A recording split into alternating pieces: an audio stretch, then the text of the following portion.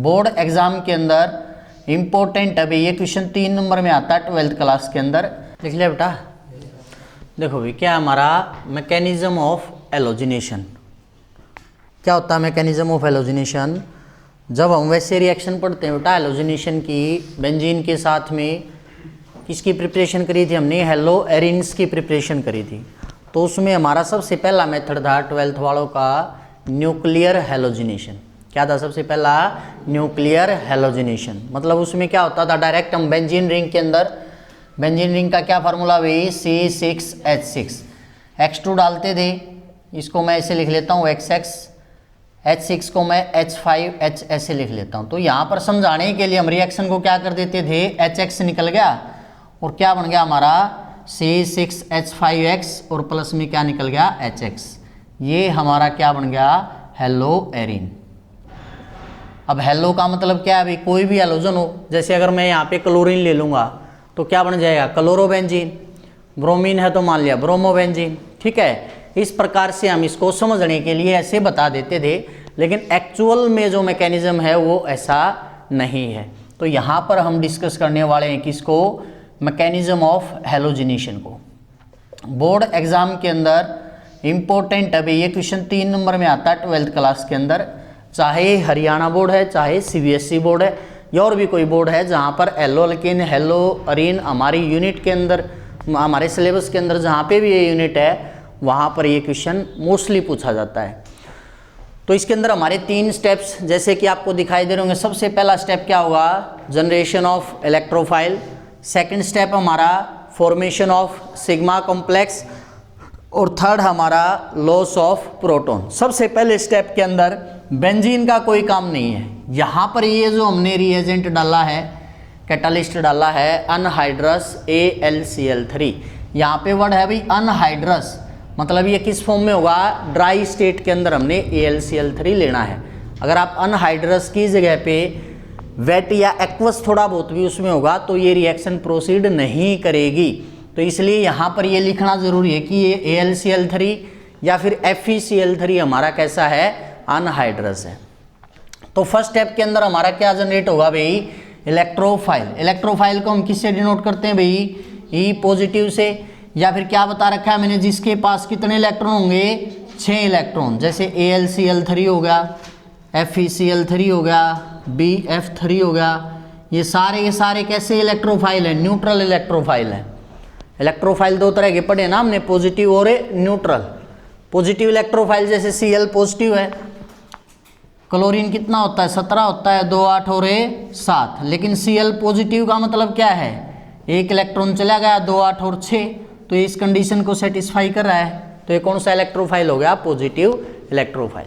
तो हमें बात करनी है सबसे पहले स्टेप में क्या जनरेट होगा, हमारा इलेक्ट्रोफाइल जनरेट होगा। कैसे जनरेट होगा, अब AlCl3 इसके साथ पहले यहाँ पे जो एलोजन है, जैसे X2 की जगह मैं Cl2 ले लेता हूँ, तो यहाँ पे बेंजीन में भी X की जगह पे क्या आ जाएगा, Cl। तो ये जो Cl2 लिया है पहले ये रिएक्ट करेगा किसके साथ, AlCl3 के साथ। जैसा कि मैंने बताया भाई AlCl3 के पास कितने इलेक्ट्रॉन है बेटा, हमारे 6 इलेक्ट्रॉन है। ये क्या कंप्लीट करना चाहता है, अपना ऑक्टेट कंप्लीट करना चाहता है।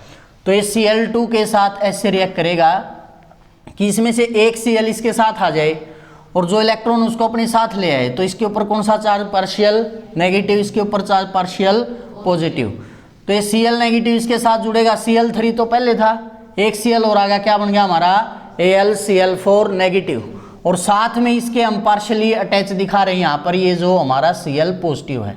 तो देखो ये हमारे किसकी जनरेशन होगी, इलेक्ट्रोफाइल की जनरेशन होगी।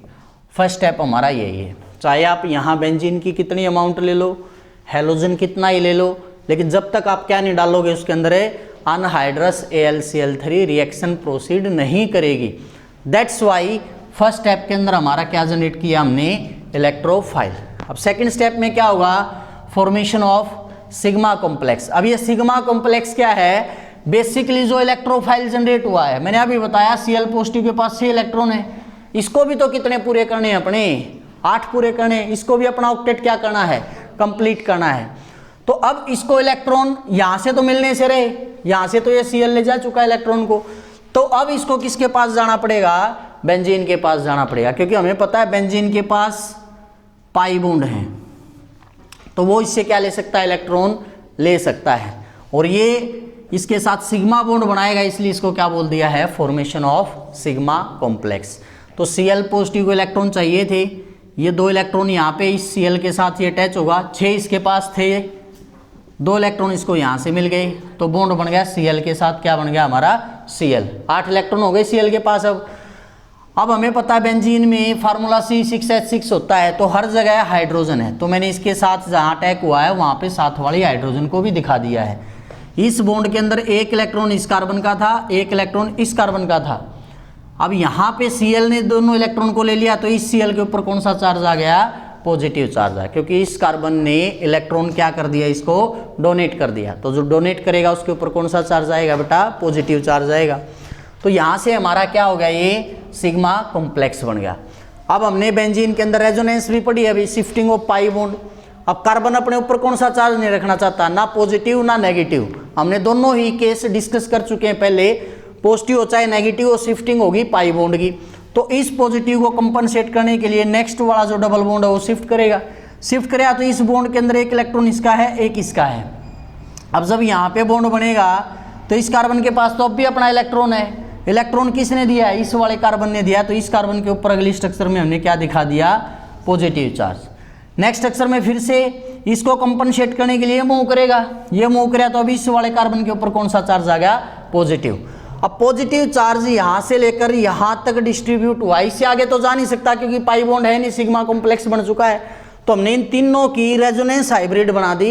ये पॉजिटिव के ऊपर ये जो डॉट डॉट डॉट लगाए हैं ना हमने, यहाँ से यहाँ तक पॉजिटिव चार्ज मूव किया है, तो यहीं तक इसका मुंह रखना हमने, पूरे पे सर्कल नहीं फैराना है। क्यों, क्योंकि पाई बॉन्ड पूरी डिस्ट्रीब्यूट ही नहीं हुआ है।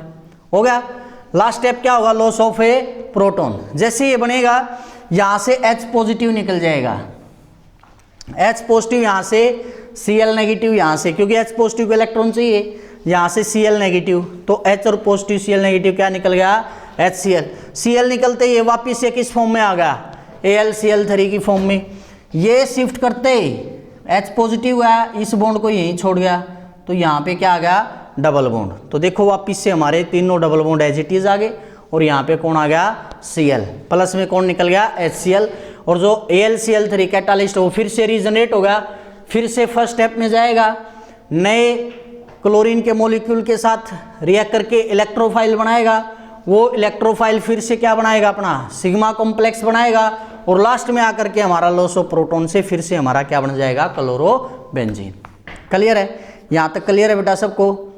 किसी को कोई डाउट हो तो बताओ फटाफट। क्लियर है सारा को?